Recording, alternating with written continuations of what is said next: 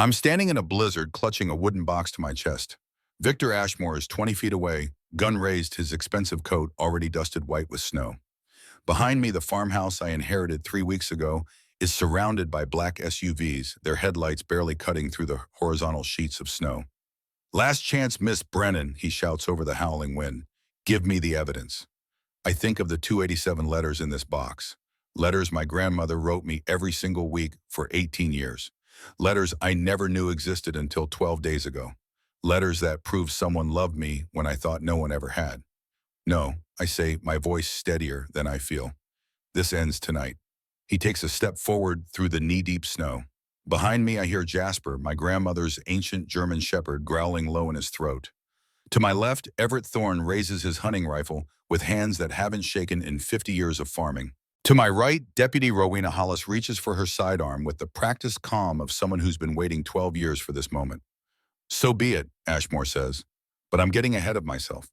Because this story, this war that's about to end in blood and snow and justice, it started 3 weeks earlier on the last day I believed I was completely alone in the world. My name is Ren Brennan, though I didn't know the Brennan part until recently. For 19 years, I was just Ren. No last name that mattered. No family. No history.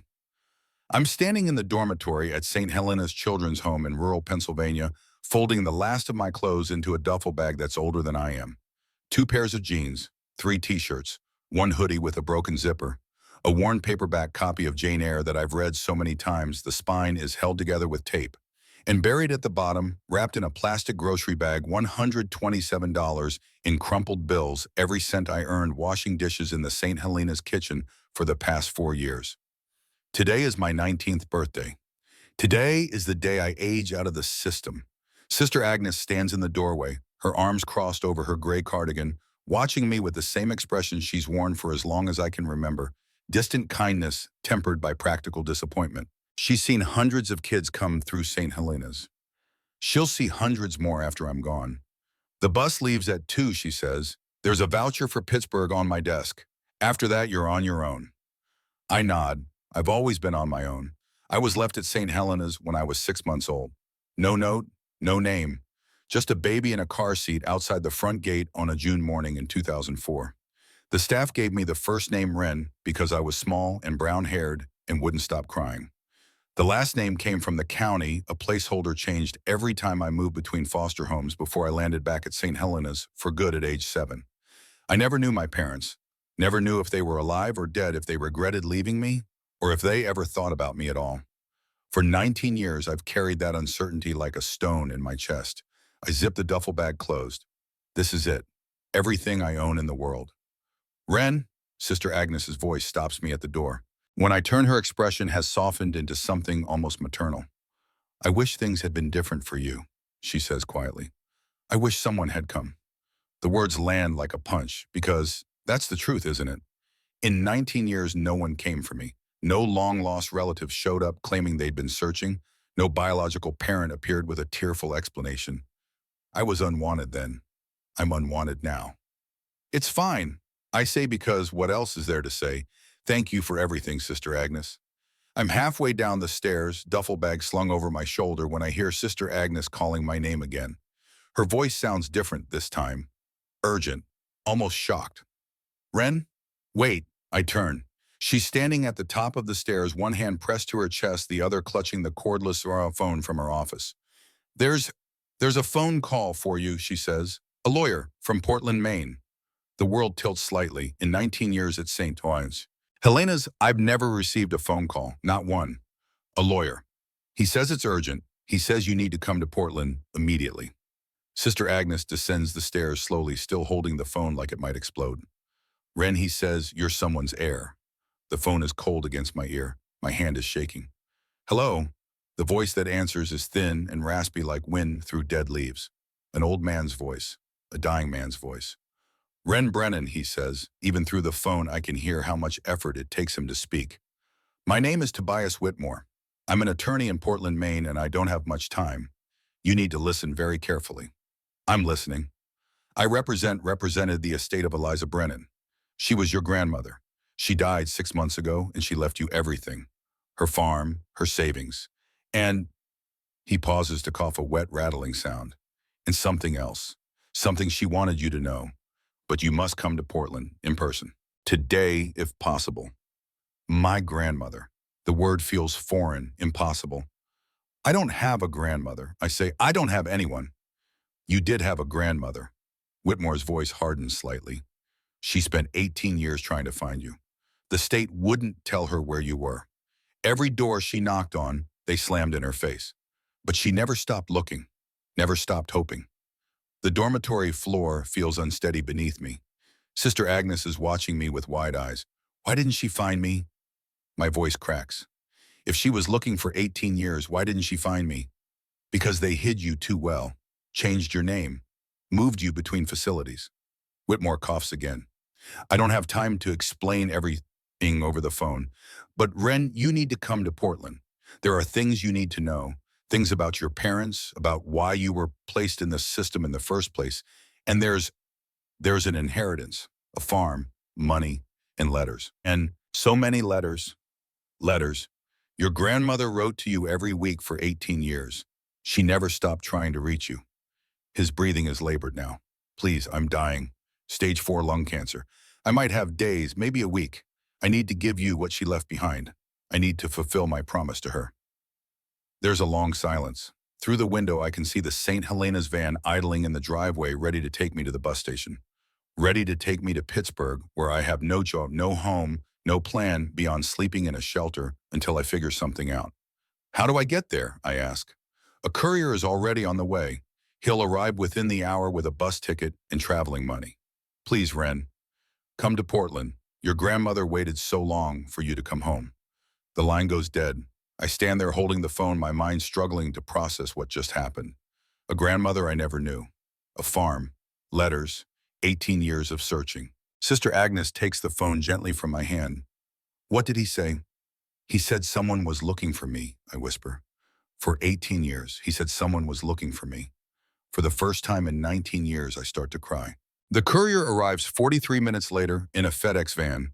He hands Sister Agnes a thick manila envelope with my name on it. Ren Brennan written in elegant cursive script. Inside a Greyhound bus ticket from Pittsburgh to Portland, Maine, departing at 6 p.m. today. $300 in 20s. And a handwritten note on heavy cream stationery.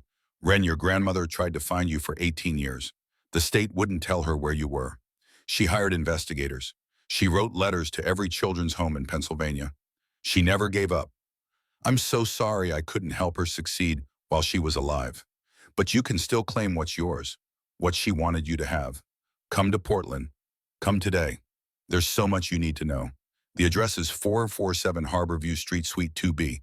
I'll be waiting. Tobias Whitmore, Sister Agnes drives me to the Pittsburgh bus station herself. We don't talk much during the 2-hour drive. What is there to say? My entire understanding of my life just shattered and reassembled into a shape I don't recognize. Someone was looking for me. Someone wanted me. Someone loved me enough to search for 18 years. At the bus station, Sister Agnes pulls me into an unexpected hug. I hope you find what you're looking for, she says. I hope this is the beginning of something good. I board the bus with my duffel bag and the manila envelope. The ticket says the trip to Portland will take 14 hours with connections in Scranton, New York City, and Boston.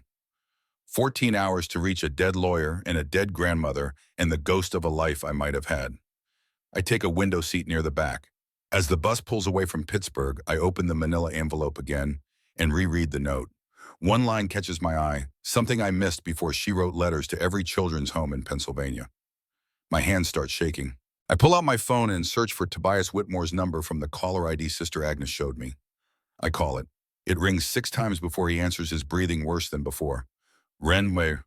The letters, I say. You said she wrote letters every week. Where are they? In my office, in a box she gave me before she died. She made me promise to give them to you if you ever came home. He pauses. Ren, there are 287 letters. One for every week she couldn't find you. I press my forehead against the cold bus window. Outside Pennsylvania, farmland rolls past in shades of brown and gray under a November sky. Were they all returned? I asked quietly. Yes, every single one came back marked, address unknown or recipient not found. She kept trying anyway. For 18 years, she kept trying. I closed my eyes. What was her name, my grandmother? Eliza. Eliza Brennan. I can hear the smile in Whitmore's voice despite his pain. She was fierce, Wren. Stubborn as granite. She never gave up on you, never. Why did she wait until now to find me? Why didn't she come to St. Helena's? Because she didn't know you were there. The adoption agency sealed your records. Every time she tried to access them, she was denied. It wasn't until 3 years ago that she finally hired an investigator who broke through the bureaucracy. By then, she was already sick. Pancreatic cancer. She died before she could come for you herself. The bus hits a pothole. I grip the seat in front of me. She left instructions, Whitmore continues. If she died before she found you, it was to wait. Wait until you aged out of the system, until you could legally claim your inheritance without interference from the state. She wanted to make sure no one could take what was yours. What's mine? Evergreen Hollow Farm, 180 acres in Pinewood, Maine. The house where your mother grew up. The house where you were born. He coughs long and painful. And the truth about what happened to your parents. About why you ended up in the system in the first place. My breath catches. My parents, not over the phone. You need to come to Portland. You need to see what Eliza left for you. The letters, the documents, the evidence. His voice drops to a whisper. Your parents didn't abandon you, Wren. They died. Both of them. And your grandmother spent 20 years trying to prove it wasn't an accident. The line goes dead again. I sit there holding the phone, staring at my reflection in the bus window. A thin girl with dark hair and darker eyes. A girl who has never belonged anywhere. A girl who's about to learn she came from somewhere after all. The bus reaches Portland at 8 a.m. the next morning. I haven't slept. I've spent 14 hours staring out the window, watching America scroll past in the dark, thinking about letters I've never read, and parents I never knew, and a grandmother who searched for me until the day she died. Tobias Whitmore's office is in an old brick building near the waterfront. The directory in the lobby lists him on the second floor, Whitmore and Associates Attorneys at Law, 1987. The elevator is broken. I climb 2 flights of stairs with my duffel bag and knock on a door with frosted glass that hasn't been cleaned in years. Come in, calls a voice so weak I almost miss it. The office is frozen in time. Dark wood paneling, floor-to-ceiling bookshelves crammed with legal volumes, a massive oak desk buried under manila folders and yellow legal pads. And behind the desk, a man who looks like he's already half ghost.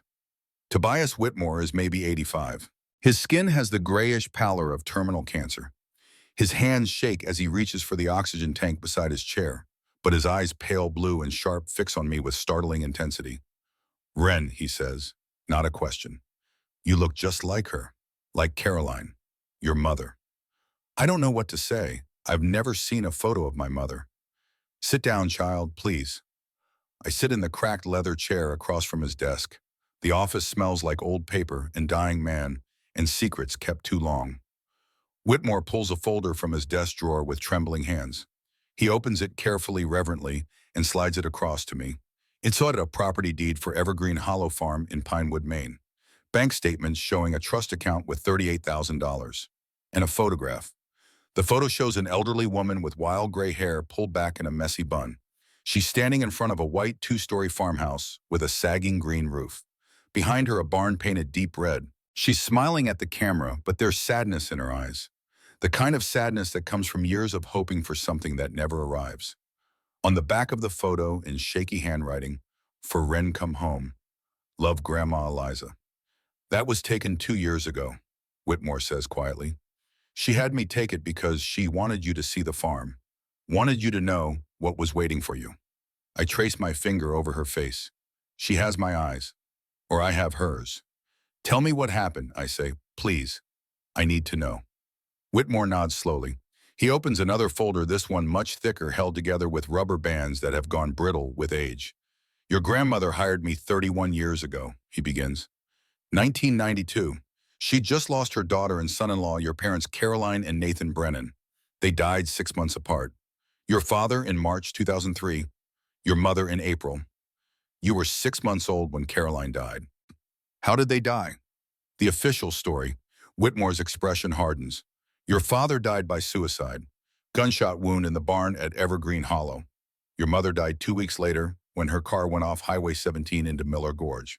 The police ruled it an accident, said she was distraught over Nathan's death, not paying attention to the road.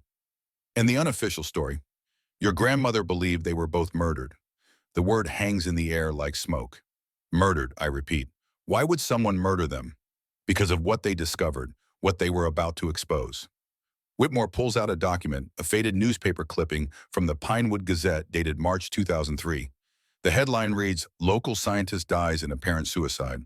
The article is brief. Dr. Nathan Brennan, 35, environmental toxicologist, found dead from self-inflicted gunshot wound.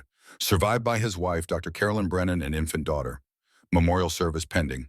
Your parents were environmental scientists, Whitmore says. They moved to Pinewood in 1996 to study the local watershed. In 1998, a pharmaceutical company called Verdant Biosystems built a manufacturing plant 5 miles outside town. By 2000, your parents started noticing something wrong. People were getting sick. Cancer, leukemia, way higher than normal for a town of 900 people. He pulls out another document, a hand-drawn map of Pinewood with red X marks scattered across it. Your parents tested water samples from Miller Creek, the stream that runs through town. They found chemical contamination, industrial waste, toxins that matched compounds Verdant used in their manufacturing. They believed Verdant was dumping illegally. They collected evidence for 3 years, water samples, medical records, statistical analysis. In early 2003, they were ready to go public, ready to contact the EPA. Whitmore's hands clench into fists. And then Nathan died. And then Caroline died. And then all their evidence disappeared. Disappeared. The police said there was a fire in their home office after Caroline's death. Everything burned. Water samples, documents, computer hard drives. All gone. Whitmore leans forward. But Eliza didn't believe in coincidences. She tried to sue Verdant, hired me to file wrongful death claims. But without evidence, we had nothing. The case was dismissed. The deaths were ruled a murder, suicide, and accident. Closed. And me, my voice is barely a whisper. What happened to me? Child Services took you from Eliza 3 days after Caroline died. Said she was too old, too emotionally unstable to care for an infant. They placed you in the foster system. Eliza fought it for months, but the court ruled against her. They sealed your adoption records, changed your name, moved you between foster homes and group facilities. His voice breaks. She tried to find you. God, how she tried. Hired investigators. Called every children's home in Pennsylvania. Wrote letters constantly. But the system is designed to protect children's privacy. It protected you right out of her reach. I'm crying now, silent tears running down my face. She never gave up, Whitmore says. 18 years. 287 letters. Every week she wrote to you. Every week the letters came back. But she kept writing. Kept hoping, kept believing that someday you'd find your way home. He reaches beneath his desk and pulls out a wooden box. It's beautiful, handmade from dark cherry wood, about 2 feet long and a foot wide. The lid is engraved with a single word, Wren. This is what she left for you, he says. He opens the box. Inside are letters, hundreds of letters, all in cream-colored envelopes, all addressed to my dearest Wren in elegant script, all stamped with red ink, return to sender address unknown. My hands shake as I pick up the first envelope. The postmark reads June 12, 2004. I was 7 months old. I open it carefully. Inside is a single sheet of stationery covered in the same elegant handwriting, my dearest Wren. Today you are 7 months old. I held you once the day Caroline brought you to meet me when you were 3 weeks old. You were so tiny, so perfect. You grabbed my finger and wouldn't let go. You made little cooing sounds and looked at me with dark eyes just like your mother's. They took you away 3 days ago. They said, I'm too old to care for you, too grief-stricken. They said you need a stable home, and I'm not stable enough. I don't know where they've taken you. They won't tell me. They sealed the records, changed your name, gathered you into a system designed to make children disappear. But I will find you. I promise, my darling girl. I will search until my last breath. I will write to you every week so that when you finally come home, you'll know I never forgot you. Never stopped loving you. Every day I wake up and think of you. Every night I pray you're safe. You are my granddaughter. You are my blood. You are wanted and loved and cherished. I'm coming for you, Wren. I won't stop until I find you. All my love, Grandma Eliza.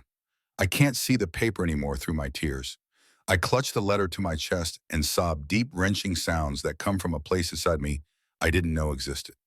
Someone loved me. Someone wanted me. For 18 years, someone was searching. Whitmore is crying too, tears running down his sunken cheeks. There are 287 letters, Ren. One for every week she couldn't find you. I think you should read them all. But not here. Not now. He slides another envelope across the desk. This is the last one she wrote, 3 months before she died. She gave it to me with specific instructions. Don't give it to Ren until she's holding the box of letters. I open the envelope with shaking hands. My dearest Ren, this is my 287th letter to you. 18 years, 1 week, and 4 days since they took you from me. If you're reading this, it means I'm dead. It means I died before I could find you, and I'm so, so sorry. But it also means you found your way to Tobias. It means you're holding this box of letters that all came back to me unopened, unread, unclaimed. I need you to understand something. These letters coming back, they weren't rejections. You never rejected me. You never knew I existed. The system kept us apart. The state kept us apart. And maybe I've believed this for 20 years. Maybe the people who killed your parents kept us apart too. There's something I need to tell you. Something I should have pursued harder, but I was too afraid, too old, too alone. Your parents didn't die the way the police said. I don't believe Nathan killed himself. I don't believe Caroline's death was an accident. I think they were murdered because of what they discovered about verdant biosystems. I think their evidence, years of research proving systematic poisoning of our town, was destroyed to cover up corporate murder. And I think I know where they hid the proof. Come home, Ren. Come to Evergreen Hollow Farm. Look in the barn. Look where Nathan spent his last days. He was brilliant and careful, and he knew they were coming for him. If I'm right, if the evidence still exists, then you have a choice I never had. You can finish what your parents started. You can get justice for the 47 people who have died of cancer in Pinewood in the last 20 years. You can make their deaths mean something. Or you can sell the farm, take the money, and walk away. No one would blame you. You've already lost so much. But Ren, my darling girl, you come from a family of people who didn't walk away. Your mother died trying to save this town. Your father died trying to expose the truth. And I died still searching for you. Whatever you choose, know this: you were loved. You are loved. You have always been wanted. Every single day for 18 years I thought of you. I hoped for you. I waited for you. I'm so sorry I couldn't bring you home sooner. I'm so sorry I'm not there to see you read this. But I'm proud of you. I'm proud of whoever you became without me. And I'm grateful that you found these letters even if I'm gone. Come home, Ren. Evergreen Hollow is yours. It's where you were born. It's where your mother grew up. It's where your story begins, even if mine had to end. I love you. I've loved you since the moment I first held you. I'll love you beyond death, beyond distance, beyond all the years we lost. Welcome home. All my love always. Grandma Eliza. I fold the letter carefully and place it back in the envelope. My face is soaked with tears. My chest feels cracked open. Tobias Whitmore is watching me with an expression of profound sadness. There's something else, he says quietly. Something I haven't told you yet. What? Eliza was right. About the evidence. About the murders. He pulls out a final folder. 3 months before she died, she received an anonymous package. No return address. Inside was a photograph. He slides it across the desk. The photo shows 2 men shaking hands outside a large industrial building. One is wearing a Verdant Biosystems Company polo shirt. The other is in a sheriff's uniform. The photo is time-stamped March 10, 2003, 5 days before my father died. That's Victor Ashmore, Whitmore says, pointing to the man in the polo shirt. He was Verdant's Director of Operations in 2003. Now he's their VP of Community Relations. And that's Sheriff Tom Taggart. He's the one who investigated your parents' deaths. The one who ruled them suicide and accident. Someone sent this to your grandmother. Someone who wanted her to know the truth. Someone who knew what really happened. Whitmore coughs wet and rattling. I submitted this photo to the Maine State Police 3 weeks ago, along with a formal request to reopen your parents' cases. They're reviewing it. But bureaucracy moves slowly. It could take months, years. But Grandma Eliza is right. The evidence might still exist. Your parents were too smart to keep all their eggs in one basket. If they hid backup data somewhere, it would be at the farm, in the barn where Nathan died. He looks at me intently. Ren, I'm dying. I have days, maybe a week. I won't live to see this through. But you can. I'm 19, I whisper. I don't know anything about environmental science or legal investigations, or you don't have to know anything. You just have to go home. You just have to look. He pushes the ball of letters toward me. Your grandmother believed in you for 18 years. I'm asking you to believe in her now. I look down at the box. 287 letters, 287 weeks, 18 years of love I never knew existed. What do? I ask. Go to Evergreen Hollow. The deed is in your name. I filed it 2 weeks ago. The trust fund is accessible. I'll give you the bank information. Read the letters, search the barn, and if you find what I think you'll find, he pauses, then decide what kind of person you want to be. The kind who walks away or the kind who fights. 30 minutes later, I leave Tobias Whitmore's office with the wooden box under one arm and a folder of legal documents under the other. The trust fund has $38 or $247. The deed transfers 180 acres of land to me free and clear. And in my pocket, I have a business card for Deputy Rowena Hollis of the Pinewood County Sheriff's Office. A woman Whitmore says has been asking uncomfortable questions about environmental issues for years, though he doesn't know why. Call her when you get to Pinewood, Whitmore said as I left, but be careful. Not everyone in that town wants the truth to come out. I used $2,000 from the trust to buy a beat-up 2008 Honda Civic from a used car lot near the Portland bus terminal. The salesman asks why I need a car so urgently. I tell him I'm going home. He doesn't ask where home is. I'm not sure I know. I load my duffel bag and the box of letters into the back seat. The GPS on my phone says Evergreen Hollow Farm is 4 hours north on increasingly remote roads. I drive. Maine in November is all bare branches and gray skies. I follow Route 1 north along the coast, then turn inland onto smaller and smaller roads until I'm on a 2-lane highway that winds through deep pine forests and past towns so small they barely qualify as names on a map. Pinewood appears just after 2 p.m. Population 847, according to the faded sign at the town limits. One main street, one diner, one general store, one gas station. The kind of town where everyone knows everyone and strangers are noticed immediately. I pull into the gas station to ask for directions. The attendant is a man in his 60s with weathered skin and suspicious eyes. When I ask how to get to Evergreen Hollow Farm, his entire demeanor changes. The suspicion becomes something else. Fear, maybe, or pity. You're Eliza's granddaughter, he says, not a question. Yes. How did you? News travels fast in a small town. Tobias Whitmore called the county clerk's office yesterday to file your deed. By this morning, everyone knew. He won't meet my gaze. The farm is 12 miles east on Millwood Road. You'll see the turnoff just past the old covered bridge. Road's in bad shape. 4-wheel drive would be better, but that Civic should make it if you're careful. Thank you. I'm turning to leave when he calls after me. Miss Brennan? I turn back. Your grandmother was a good woman. What happened to your folks? What happened to this town? It ain't right. Some of us know it, some of us remember. He finally meets my eyes. But some people around here, they don't want anyone remembering. You understand? I think so. Be careful. That farm, there's talk about it. About what happened there. About what might still be there. He looks away. Just be careful. I drive east on Millwood Road. The pavement gives way to gravel after 3 miles, then to dirt after 7. The forest presses close on both sides, tall pines that block out most of the afternoon light. The GPS loses signal. I navigate by instinct in the directions scrawled on the back of a gas receipt. At mile marker 11, I cross an old covered bridge that looks like it hasn't been repaired in decades. Just past it, almost hidden by overgrown brush, is a turnoff. No mailbox, no sign, just 2 tire ruts disappearing into the trees. I turn onto the overgrown driveway. Branches scrape against the Honda's sides. The road is barely passable, full of potholes and fallen logs, in places where erosion has washed out the path entirely. It takes me 20 minutes to travel what the property deed says is half a mile, and then the trees open up into a clearing, and I see it. Evergreen Hollow Farm. The house is exactly like the photograph, white clapboard 2-story with a sagging green roof and a wraparound porch missing half its railings. Paint is peeling, several windows are cracked, the gutters are clogged with years of leaves. But it's beautiful. Behind the house stands the barn, tall and deep red, faded by weather but still solid. Its doors hang slightly open, swaying in the November wind. And beyond the barn, I can see the edge of the forest and the dark line of mountains in the distance. This is where my mother grew up. This is where I was born. This is home. I park the Honda and sit for a moment just staring. My hands are shaking. My heart is pounding.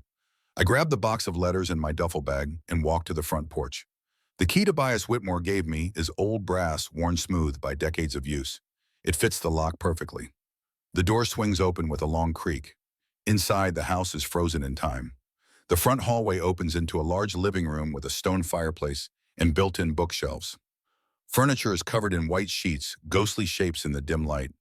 On the mantel, there's an empty picture frame with a note taped to it for Ren's graduation photo when she comes home. I walk through the living room into the kitchen.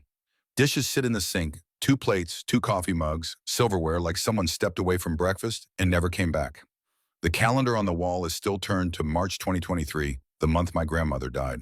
Every surface is covered in a thin layer of dust, but beneath it, everything is preserved. Waiting. The walls are covered in photographs. I stop in front of each one, studying faces I've never seen but somehow recognize. A young couple in their 30s, both wearing field gear and holding scientific equipment. My parents. My mother has my eyes. My father has my smile. An older woman with wild gray hair laughing at the camera while holding a basket of vegetables. My grandmother, young and strong and alive. And me. Dozens of photos of me as a baby, in my mother's arms, in my father's arms, lying on a blanket in the grass. One photo shows all 4 of us, 3 generations sitting on this very porch. I'm maybe 2 months old. Everyone is smiling. I was loved. I was wanted. I was home. And then I was taken away. I sink onto the couch still covered in its white sheet, and I open the box of letters. I choose one at random. The postmark says December 2010. I would have been 8 years old. My dearest Ren, it's Christmas Eve, and I'm sitting by the fire thinking about you. Wondering if you're safe, wondering if you're happy, wondering if anyone is reading you stories or singing you songs or making sure you know you're special. I made cookies today. Your mother's recipe, chocolate chip with walnuts. When Caroline was little, she'd sit at the kitchen table and help me roll the dough. She'd always eat more cookie dough than actually made it onto the baking sheet. I made them for you today, even though you're not here to eat them. I wrapped a dozen in plastic and put them in the freezer. For when you come home. So you can taste something your mother loved. I'm not giving up, Ren. I hired another investigator last week. He's the 4th one, but he seems more competent than the others. He promised he'd find you by spring. I want to believe him, but it's been 6.5 years, 6 Christmases without you, and I'm starting to feel old in a way I never did before. Starting to worry I'll die before I find you. But I'm not giving up. I promised Caroline I'd protect you, and I failed. But I won't fail at finding you. Wherever you are tonight, know that someone is thinking of you, someone loves you, someone is waiting for you to come home. Merry Christmas, my darling girl. Love, Grandma Eliza. I'm crying again, crying for the grandmother I never knew, crying for the Christmas cookies frozen in time, crying for all the years we lost. I read another letter, and another, and another. Each one is a window into my grandmother's life. Each one is proof that I was loved. Each one is a piece of the story I never knew I had. It's getting dark outside when I finally stand up. My legs are stiff from sitting. My eyes are swollen from crying, but I feel something I've never felt before. I feel like I belong. I walk to the window and look out at the barn. The doors are still swaying in the wind. And suddenly I remember what my grandmother wrote in her final letter. Look in the barn. Look where Nathan spent his last days. My father died in that barn, and my grandmother believed he hid something there before he died. I need to look. But not tonight. It's almost dark, and the barn looks menacing in the fading light. Tomorrow, I tell myself. Tomorrow, I'll search. I'm about to turn away from the window when I hear it. Barking, deep and persistent. Coming from the barn. My blood runs cold. There's a dog in the barn. I grab a flashlight from the kitchen drawer and walk outside. The temperature has dropped with the sun. My breath fogs in the November air. The barking gets louder as I approach the barn. I pull one of the doors open wider. The hinges scream. Inside, it's dark and smells of hay and old wood and something else, something animal and alive. I shine the flashlight into the shadows. 2 eyes reflect back at me. Amber eyes, dog eyes, and then he steps into the light. He's huge, easily 90 pounds, a German shepherd with a coat that's more gray than black. His muzzle is completely white with age. He's limping on his front left leg, but his eyes are bright and alert. He looks at me for a long moment. Then he whines a sound so plaintive and hopeful and heartbroken that I feel it in my chest. Hey boy, I whisper. It's okay, I'm not going to hurt you. He takes a step toward me, then another. He's moving slowly, carefully, like every step hurts. When he reaches me, he sits down heavily and looks up at my face. And then he does something that makes me start crying all over again. He leans his head against my leg and sighs a long, shuddering exhale, like he's been holding his breath for years. I kneel down and run my hands over his head. His fur is coarse and thick. He's wearing a collar old leather, cracked and faded. There's a tag. I shine the flashlight on it. Jasper. If found, return to Evergreen Hollow Farm. Jasper, I say, your name is Jasper. He whines again and presses closer. And that's when I hear footsteps behind me. I spin around, flashlight raised like a weapon. A man stands in the barn doorway. He's old, maybe 70, wearing faded jeans, work boots, and a flannel shirt. His face is weathered by decades of outdoor work, but his eyes are kind.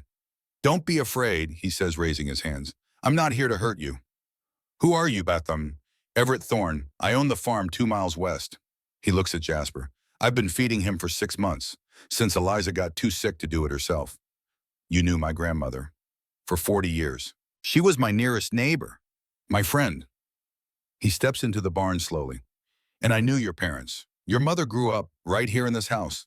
I watched her become the woman who would change this town forever. Jasper limps over to Everett and sits beside him. The old man scratches behind the dog's ears absently. Jasper's been waiting, Everett says quietly. Eliza used to say he'd know when the right person came. Said he'd recognize family. How long has he been waiting? 19 years, give or take.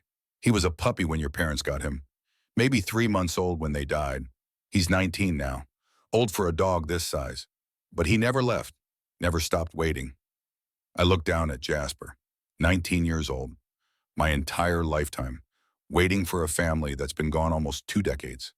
He knows you, Everett says. His voice is gentle, but there's something else beneath it, urgency maybe. Or warning. Look at him. He knows who you are. Jasper is staring at me with those amber eyes. His tail is wagging slowly. Everett clears his throat. Miss Brennan, Wren, just Wren. Wren, I need to tell you something. Something I should have told the police 19 years ago but didn't. Something that's eaten at me every day since. He looks at me with haunted eyes. Your parents didn't die the way the sheriff said. Nathan didn't kill himself.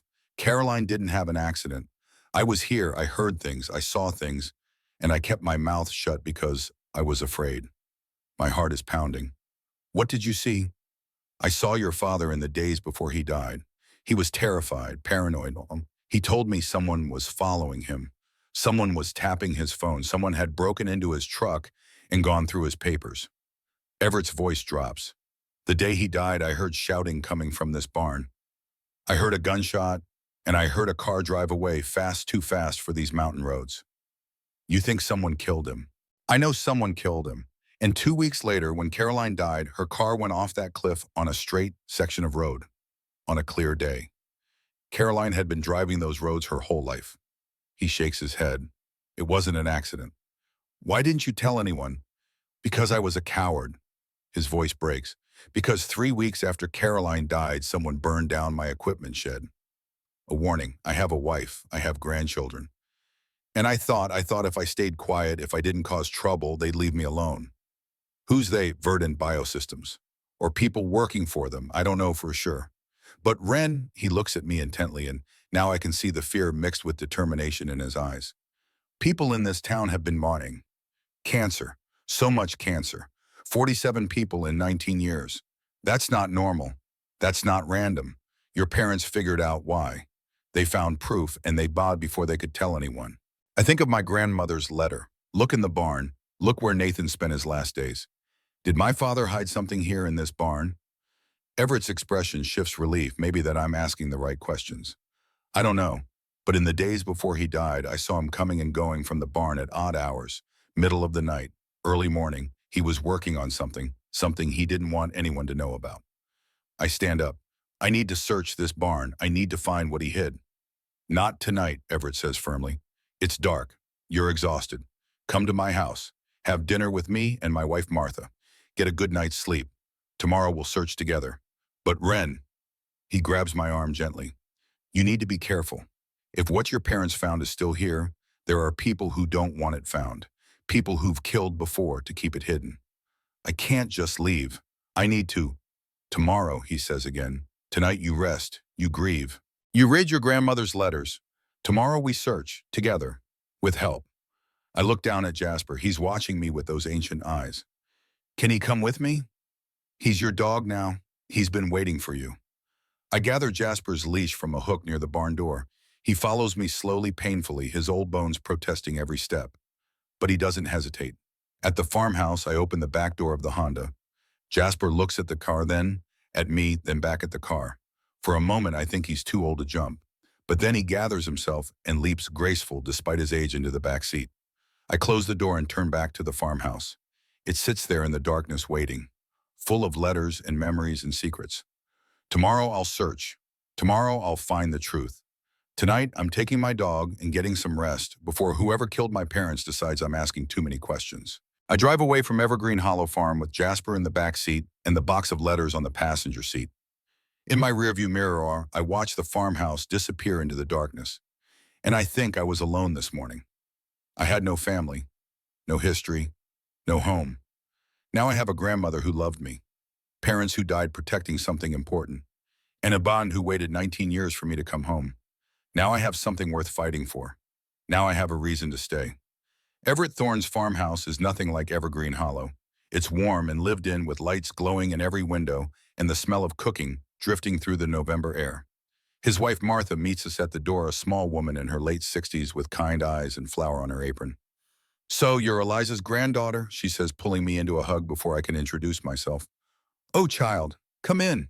Come in. You must be exhausted." Jasper follows me inside and immediately collapses on a rug near the fireplace. Martha brings him a bowl of water and some leftover chicken, which he eats slowly, gratefully. "He's been waiting so long," Martha says softly, scratching behind his ears. "Eliza used to say he'd know when the right person came, said he'd recognize family."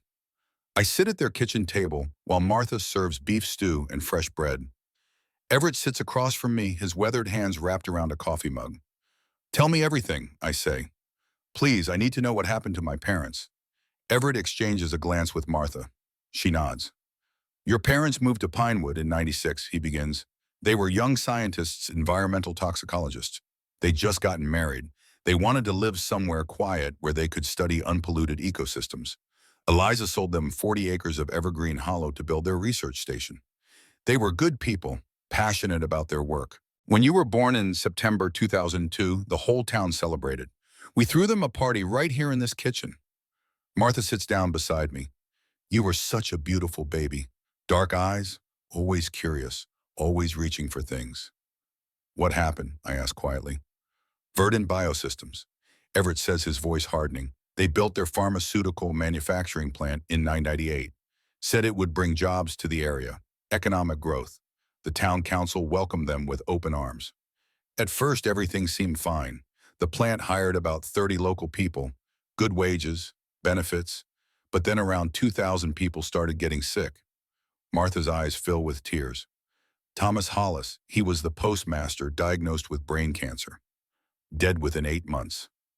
Then Linda Weatherly's youngest son, leukemia. He was only 6 years old. Then Frank Morrison. Then Clara Jennings. So many," she whispers. "So many deaths in such a short time." "Your parents noticed the pattern," Everett continues. "They started asking questions. Started testing water samples from Miller Creek, that's the stream that runs from Verdant's plant through the center of town. They found contamination. Chemical compounds that shouldn't exist in nature. Toxins that match the waste products from pharmaceutical manufacturing." He pulls out his phone and shows me a photo, a hand-drawn map covered in red marks. "Your father made this. Each red X marks a cancer diagnosis. See the pattern, highest concentration along Miller Creek downstream from Verdant. Lowest concentration on the western edge of town upstream from the plant. The evidence is undeniable. The cancer cluster follows the water. They collected evidence for 3 years," Martha says. "Water samples, soil samples, medical records from the town doctor, statistical analysis. They were building a case to present to the Environmental Protection Agency. And then Nathan died." The words hang in the air like a curse. "March 15, 2003, Everett says quietly. "I found him in your barn. Gunshot wound to the head. The sheriff ruled it suicide. Said Nathan had been depressed. Said he left a note." "But there was no note," Martha interjects fiercely. "I helped Eliza go through Nathan's belongings. There was no suicide note. The sheriff claimed it burned in a fire later, but that's convenient, isn't it? And Caroline," my voice breaks on my mother's name. 2 weeks later, April 1st. Everett's jaw clenches. "Her car went off Highway 17 into Miller Gorge. 300-foot drop. The sheriff said she was distraught over Nathan's death, not paying attention. But Diane, he leans forward, his eyes intense. I saw your mother the day before she died. She came here. She was terrified. She said she knew Nathan didn't kill himself. She said she had proof.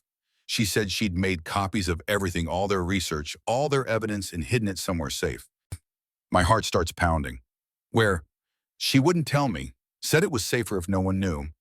She said if anything happened to her, someone would eventually find it. Someone who knew where to look. The next day she was dead. And the day after that, there was a fire at Evergreen Hollow. Your parents' home office, everything burned. Computer, files, boxes of water samples, all destroyed. Martha takes my hand. Eliza tried to fight, tried to sue Verdant for wrongful death.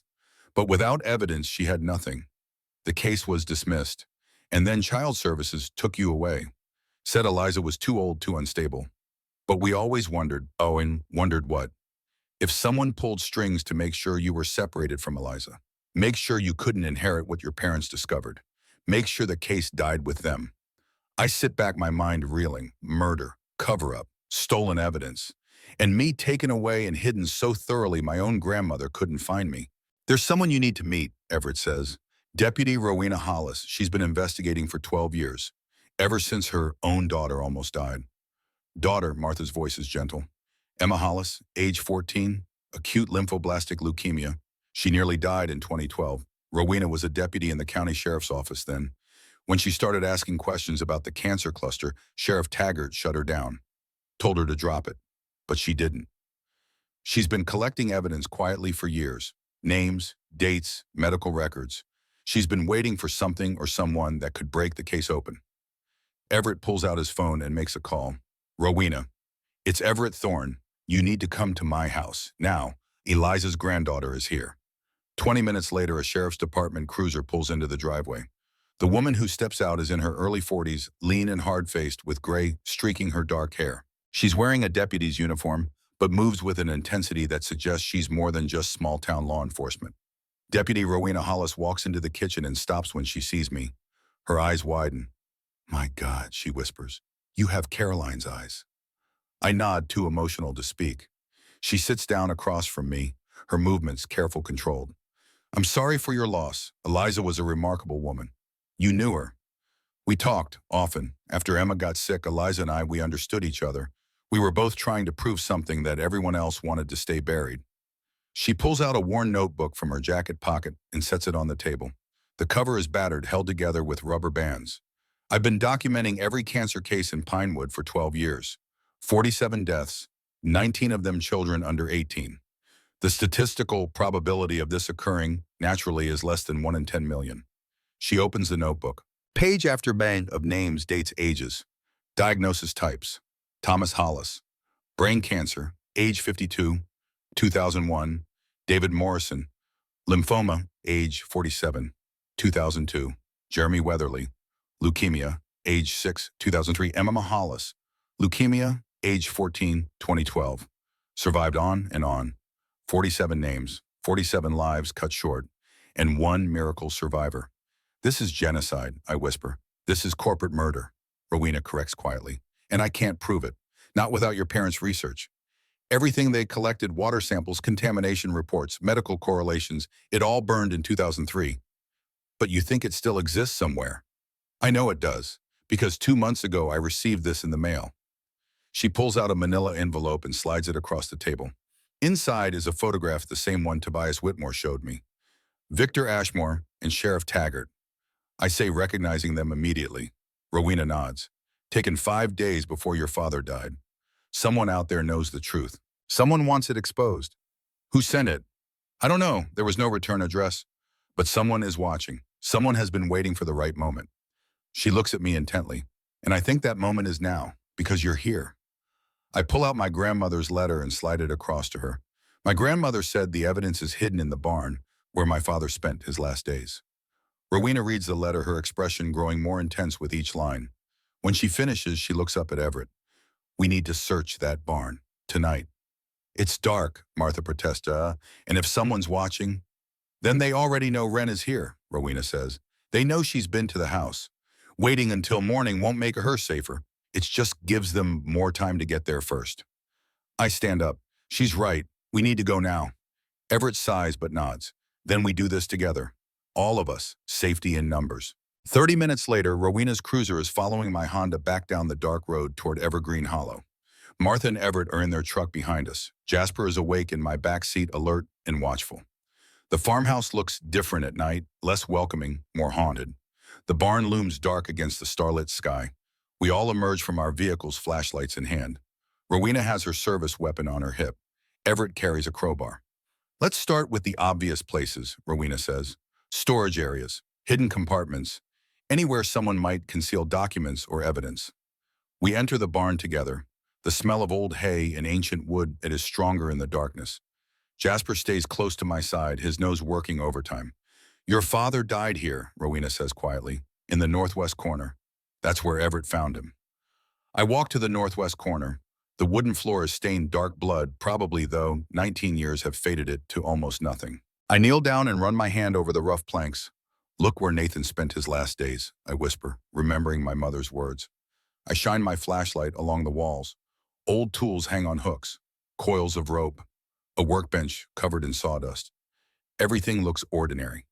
Except Jasper is acting strange. He's not investigating the whole barn like a normal dog would.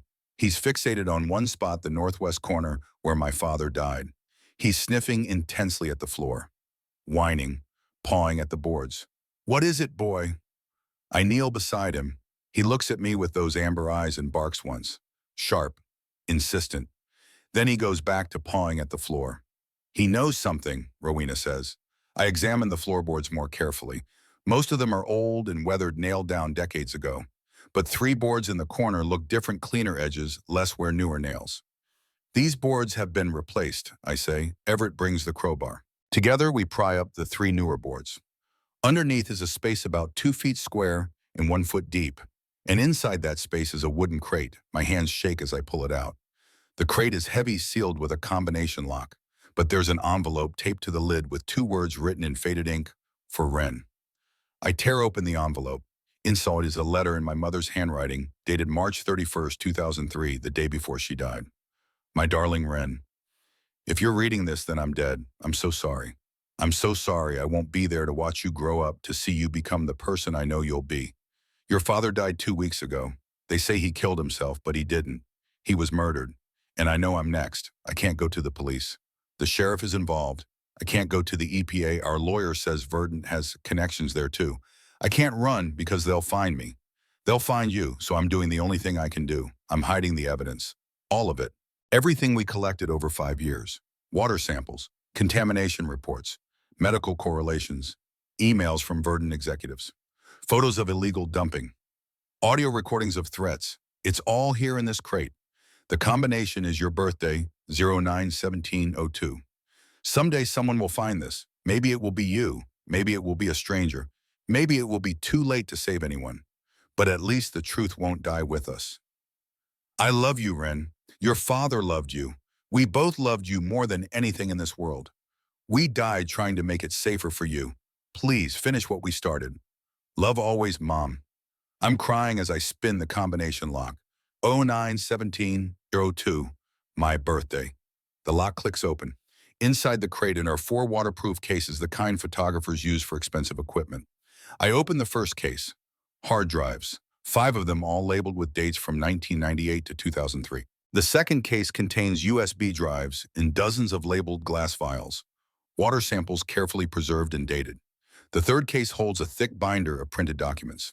The cover page reads, Systematic Chemical Contamination, Verdant Biosystems, Illegal Discharge, 1998-2003, Principal Investigators, Dr. Nathan Brennan and Dr. Caroline Brennan. Rowena's hands are shaking as she carefully opens the binder. Page after page of data, chemical analysis, water quality reports, maps showing contamination spread, medical records with names redacted, but diagnoses clear. This is it, she breathes. This is everything. This is enough to reopen the case. This is enough to bring federal charges. The fourth case contains something even more damning: photographs. Photos of Verdant employees dumping barrels into Miller Creek at night. Photos of meetings between company executives and local officials. Photos of document marked confidential showing that Verdant knew about the contamination as early as '99 and chose to cover it up rather than fix it. And at the bottom of the case, a cassette tape labeled Victor Ashmore, March 8, 2003. We need to hear this, Rowena says. We carry everything to the farmhouse. In the living room, I find an old cassette player in a box of my grandmother's belongings. I insert the tape and press play. Static, then voices. A man's voice, smooth and confident. Mr. Brennan, you're making a serious mistake. The data you think you have, it's flawed. Contaminated samples. Faulty methodology. My father's voice steady but tense. I have 5 years of data, multiple sampling sites, independent lab verification. The contamination is real and it's coming from your facility. Even if that were true, which it isn't, do you understand what you're alleging? You're accusing a Fortune 500 company of environmental crimes. Do you have any idea how many lawyers we have? I have evidence, I have proof, and I'm taking it to the EPA next week. A long pause, then Ashmore's voice again, much colder. That would be unfortunate for everyone involved. Your wife, your daughter, your elderly mother-in-law. Accidents happen, Mr. Brennan. House fires, car crashes. People fall and hit their heads. Are you threatening my family? I'm advising you to be realistic. The smart thing to do is destroy your so-called evidence and forget this crusade. We're prepared to compensate you generously for your time. Shall we say $500,000? Get out of my house. Think about it. You have until Friday. After that, I can't guarantee your safety. The recording ends. Rowena's face is white. That's a direct threat. That's conspiracy to commit murder. And we have it on tape. Is it enough, I ask? Combined with everything else, yes, this is enough. She pulls out her phone. I need to upload this immediately. I have a contact, someone at the FBI Environmental Crimes Unit. I've been feeding them what little evidence I had for months, but this changes everything. She steps into the kitchen, her voice urgent as she makes the call. I can hear fragments, complete evidence package, audio confession, need immediate federal response.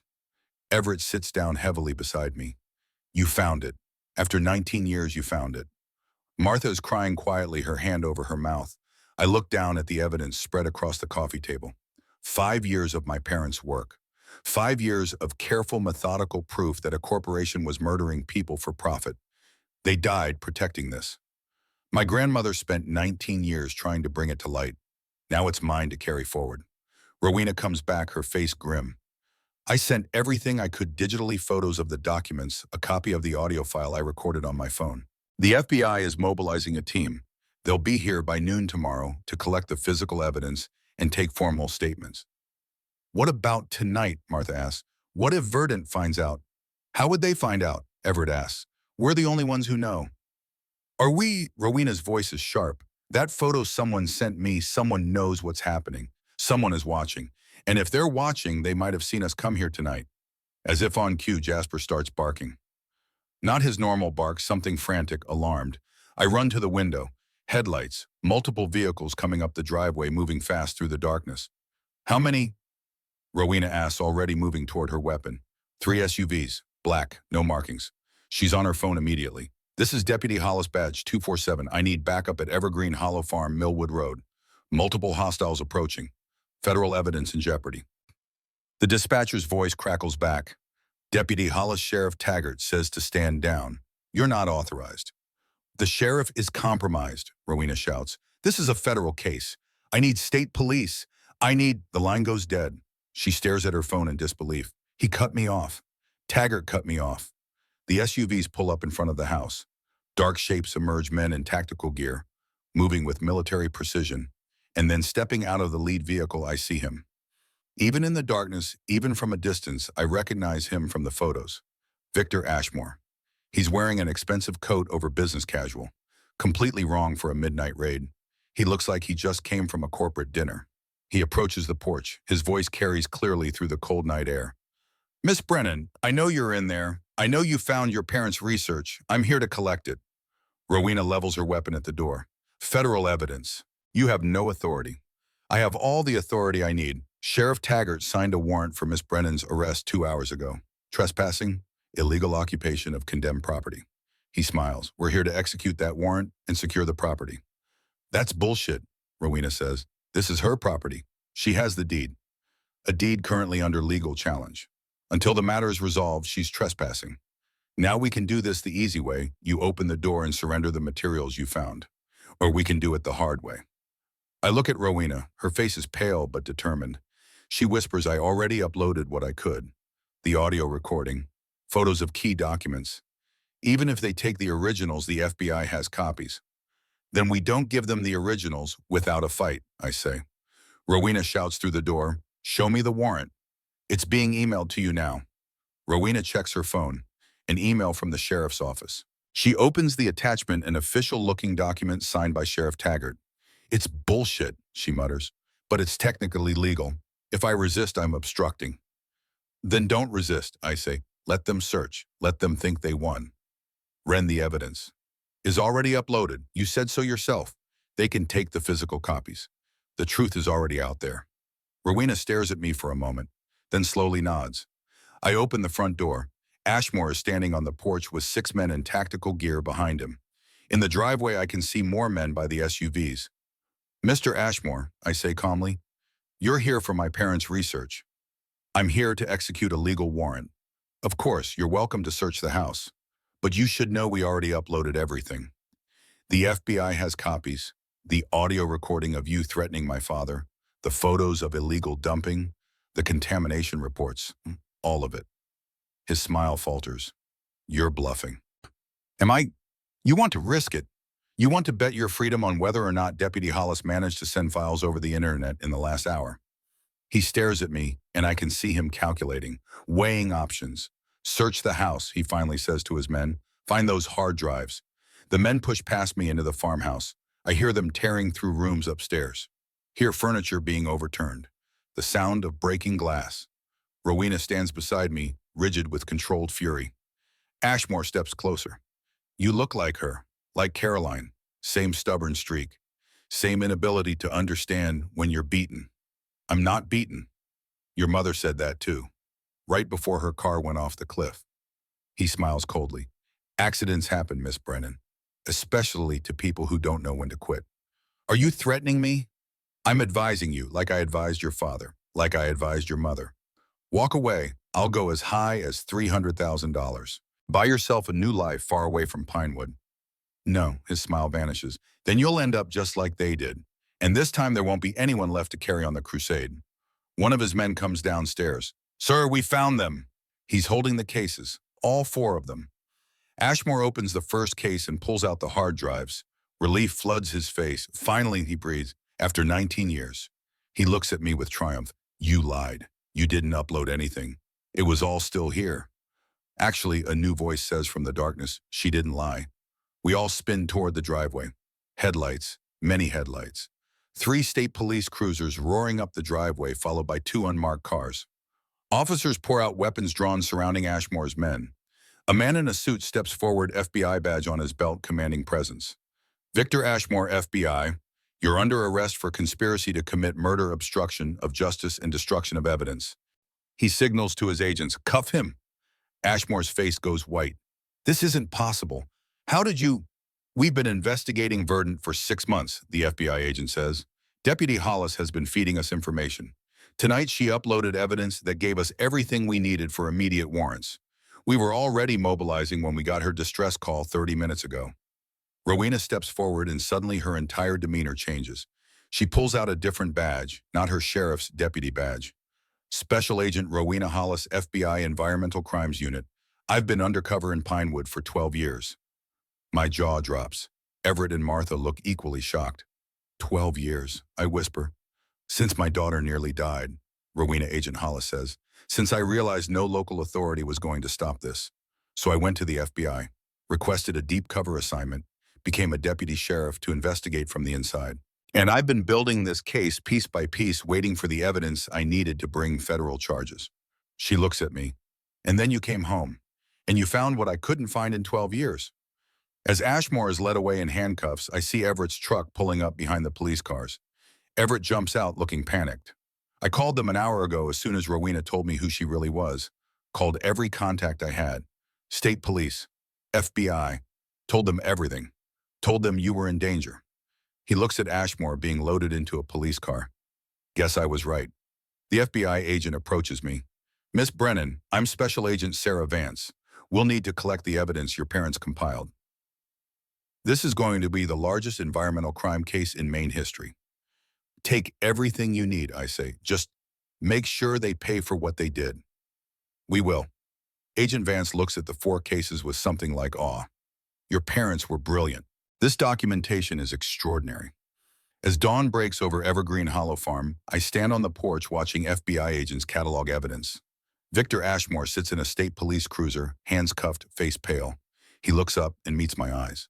I see hatred there, fear, and the dawning realization that he's lost. I don't wave. I don't smile. I just hold his gaze until he looks away. Jasper leans against my leg, warm and solid. Rowena Agent Hollis stands on my other side. Martha and Everett are talking to state police officers giving statements. And for the first time since I arrived in Pinewood, I feel like maybe, just maybe, I'm going to survive this. The interrogation rooms at the FBI field office in Portland smell like stale coffee and industrial cleaner. I've been here for 6 hours telling my story to Agent Vance and 2 other federal investigators. They record everything. They photograph the box of 287 letters. They make copies of my grandmother's final letter and my mother's note from the crate. Your parents built an airtight case, Agent Vance says, again reviewing her notes. Water samples with clear chemical signatures, statistical models proving correlation, medical records showing cancer clusters, audio recording of direct threats. We've seen cover-ups before, but we've never seen documentation this thorough. They were scientists, I say quietly. They documented everything. And they hid it brilliantly. If you hadn't come home, she shakes her head, we might never have found it. What happens now? Now we build the criminal case. We're executing search warrants on Verdon's corporate offices in Boston right now. We're seizing computers, files, financial records. We're interviewing every employee who worked at the Pinewood facility between '98 and 2003. How long until trial? Months, maybe a year. Cases this complex take time. But Miss Brennan, she looks at me intently. We're going to win. The evidence your parents collected is irrefutable. When they finally release me, it's after 3 p.m. Agent Hollis, they still can't think of her as Rowena is waiting in the lobby. How are you holding up? She asks. I don't know, exhausted, overwhelmed. I look at her. You've been FBI this whole time. 12 years.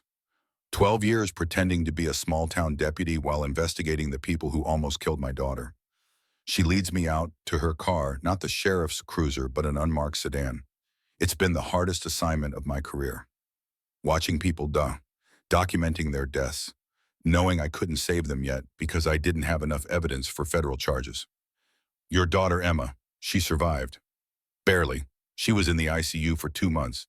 70% chance of death. Hollis's voice is tight. When she finally pulled through, I made a promise. I would stop whoever poisoned her. Whatever it took. However long it took. And now you have. No, we have. You found the evidence. You had the courage to come home and face this. Your parents would be so proud. We drive back to Pinewood in silence. When we pass through town, I see people standing on the sidewalk watching. News has spread. The FBI raid, Ashmore's arrest, the revelation that the deputy they've known for 12 years was actually a federal agent. They're going to have questions, Hollis says. A lot of questions. Are you ready for that? I don't know, but I don't think I have a choice. She pulls up to Evergreen Hollow Farm. Jasper is on the porch waiting. Everett's truck is parked in the driveway. Everett's been checking on your dog, Hollis says, making sure he has food and water while you are gone. I find Everett in the kitchen washing dishes. He looks up when I enter. How'd it go? Long, exhausting, but they have everything they need. He dries his hands on a towel. There's something you should know about why I called the FBI last night. You saved us. You got them there in time. I should have called them 19 years ago. His voice is heavy with regret. The day your father died. The day I heard that gunshot and that car speeding away. I should have spoken up then, but I was afraid. And because I was afraid, 46 more people died. You were afraid for your family. That's human. It's cowardly. He sits down heavily. I've carried that guilt for 19 years. And when you showed up, when I saw you standing in that barn looking just like Caroline, I knew I had a chance to make it right, to finally do what I should have done all along. You did make it right. You helped me find the evidence. You called the FBI. You stopped them. Maybe, but I can't give those 47 people their lives back. He looks at me with red-rimmed eyes. All I can do is help you now. Help you finish what your parents started, if you'll let me. I'd like that. Over the next 3 days, the story explodes. The Portland Press-Herald runs a front-page article, Corporate Murder FBI Arrests Verdant Executives in 20-Year Cover-Up. The Boston Globe picks it up, then the New York Times. Within a week, it's national news. Reporters camp at the end of my driveway. I don't talk to them. I stay in the farmhouse reading my grandmother's letters one by one, learning about the woman who never stopped searching for me. On the fourth day, there's a knock at the door. I open it to find a thin woman in her 60s, nervous and pale with auburn hair going gray. Miss Brennan, my name is Lenora Vance. I need to talk to you. I recognize the name from Agent Vance's briefing. You worked at Verdant. I was a senior chemist from 1998 to 2003. I falsified discharge reports on Victor Ashmore's direct orders. Tears streamed down her face. I knew what we were dumping. I knew people would get sick. And I did it anyway because I was afraid of losing my job. Why are you here? Because I can't hide anymore. Because Agent Hollis found me last month and told me you'd found the evidence. Because I have my own copies of falsified reports. Internal memos proving Verdant knew about the contamination from the beginning. And I want to testify. I want to tell everything I know. I study her for a long moment. This woman helped poison my town, helped cover up my parents' murder. You should have come forward 19 years ago. I know, and I'll spend the rest of my life regretting that I didn't. But I can help now. I can make sure the people who ordered this, who planned this, go to prison for the rest of their lives. Please, let me help. I think about my parents, about my grandmother, about 47 graves in Pinewood Cemetery. Okay, I finally say, help us. Tell the FBI everything. And after the trials, we'll see. The trials begin in April, 6 months after I found the evidence. I drive to Boston 3 times a week, sitting in federal court, watching justice slowly, methodically unfold. Victor Ashmore is tried first. His defense team is expensive and aggressive. They argue he was just following corporate directives, that he didn't personally dump chemicals, that my father's death was suicide and my mother's death was an accident. But the prosecution presents the audio recording. They present my parents' documentation. They present Lenora Vance's testimony about meetings where Ashmore explicitly ordered the falsification of environmental reports. They present emails where he discussed resolving the Brennan problem. The jury deliberates for 4 hours. Guilty on all counts, conspiracy to commit murder, environmental crimes under the Clean Water Act, obstruction of justice, racketeering, 30 years in federal prison. When the verdict is read, I feel something release in my chest. Not joy, not satisfaction, just relief. The kind of relief that comes from knowing the truth has finally been acknowledged. 5 more Verdant executives are tried over the next 4 months, all convicted, sentences ranging from 15 to 25 years. Sheriff Taggart pleads guilty to corruption and obstruction rather than face trial. 20 years. The CEO of Verdant, a woman named Charlotte Winters, who took over in Bunai but knew about the dumping and continued the cover-up, receives 35 years. The judge says she inherited a crime and chose to perpetuate it rather than stop it. The civil lawsuit is settled in August. $340 million distributed among 47 families who lost loved ones and another 120 Pinewood residents who suffered health effects from the contamination. Verdant Biosystems declares bankruptcy. Their assets are seized for environmental cleanup. The EPA estimates it will take 15 years to fully remediate Miller Creek and the surrounding watershed. Throughout all of this, I live at Evergreen Hollow Farm. I repair the porch with Everett's help. I restore the barn. I plant a garden where my mother once planted hers. And I read the letters, all 287 of them. Each one a piece of my grandmother's heart. Each one proof that I was loved even when I didn't know it. 6 months after the last trial concludes on a Saturday in September, I stand in the Pinewood Cemetery with a crowd of over 200 people. We're here to dedicate a memorial. It's a simple stone marker, 6 feet tall, black granite engraved with 47 names. At the top, in memory of those taken from us, 1998-23, victims of corporate greed never forgotten. Below the names, truth brought to light by Dr. Nathan Brennan, Dr. Carolyn Brennan, Eliza Brennan, They Never Stop Fighting, Iris Weatherly. The diner owner who lost her husband and 2 sons speaks first. She reads the names of the dead, one by one, her voice steady despite tears. Agent Hollis speaks about her daughter Emma, who stands beside her 26 now and healthy, about survival and responsibility. Emma herself speaks about living with survivor's guilt and the obligation to honor those who weren't as lucky. And then it's my turn. I walk to the memorial with the wooden box of 287 letters in my arms. I set it down at the base of the stone. My grandmother wrote me 287 letters over 18 years, I begin. My voice is stronger than I expected. Every single one came back unopened. But she never stopped writing, never stopped hoping, never stopped believing that someday I'd come home and finish what my parents started. She was right. I did come home. And because of these letters, because of her stubborn, relentless love, 47 families finally have justice. My parents died trying to save this town.